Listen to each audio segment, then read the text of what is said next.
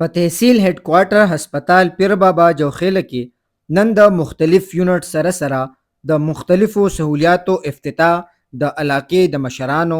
او سیاسي پارټو د نمائندګانو په لاس وکړی شو. په یاد هسپتال کې د ډینټل د دریو یونټو سره د سنټرلایز اکسیجن افتتاح هم وکړی شو، کوم چې به د علاقې د خلکو دپاره ډیر فایدمن وي. په دغه موقع د هسپتال MS ډاکټر امتیاز هسپتال ته د نوي راوړی شوي سہولیاتو په حواله وویل چې زموږ په هسپتال کې نن موږ چې د سیزونو افتتاح وکړه د هغې کې ډنټل یونټ و.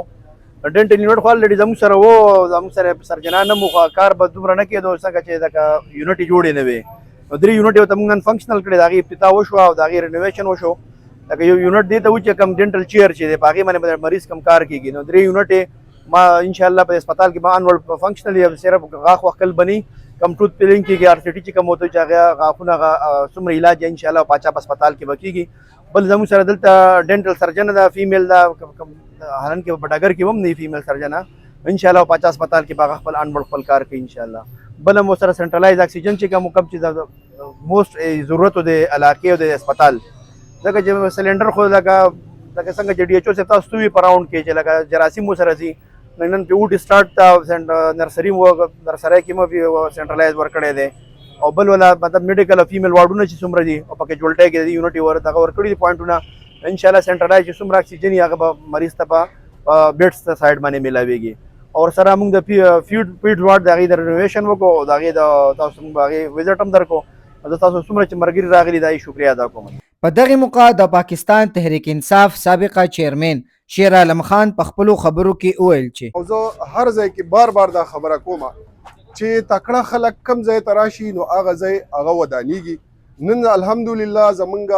ګدایزو ته او سلارزو ته د هیلث په مد کې تکړه خلک راغلي دي او دا تکړه خلک چې دي دا زمونږ چې کوم صوبایي حکومت دی، زمونږ بیرسټر صاحب دی او ریاض خان دی، نو دا د هغې په کوششونو باندې نن دا تکړه خلک راغلي دي. زه به دا ووایم چې د نن نه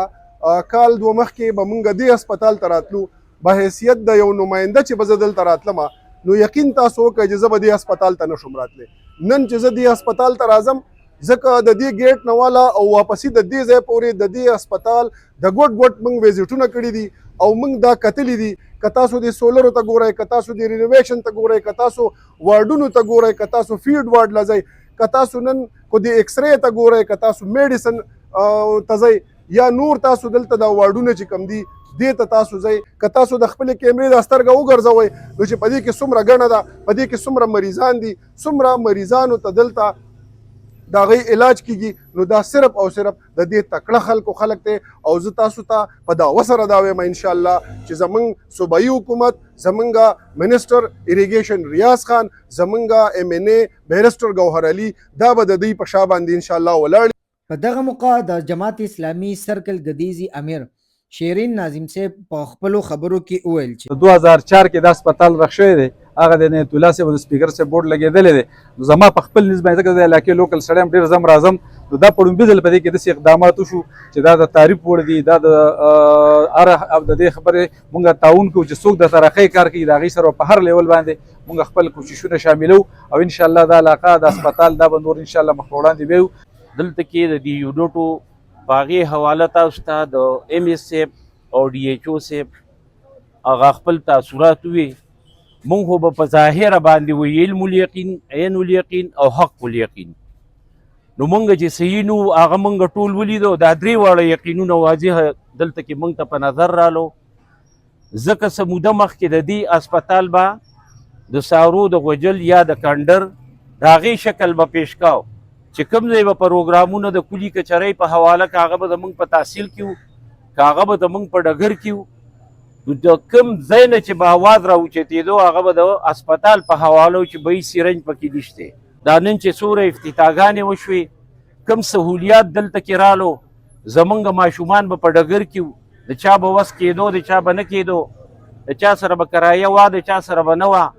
هغه ټول سهولت دلته راغی. غریبانان به هلته کې اکسیجن به ختم شو، چا به د بیې اغستو، چا به ټلیفونونه کول، هغه ټول سهولیات دلته موجود دي. دغلته د ډینټل د سرجنې په حواله باندې دي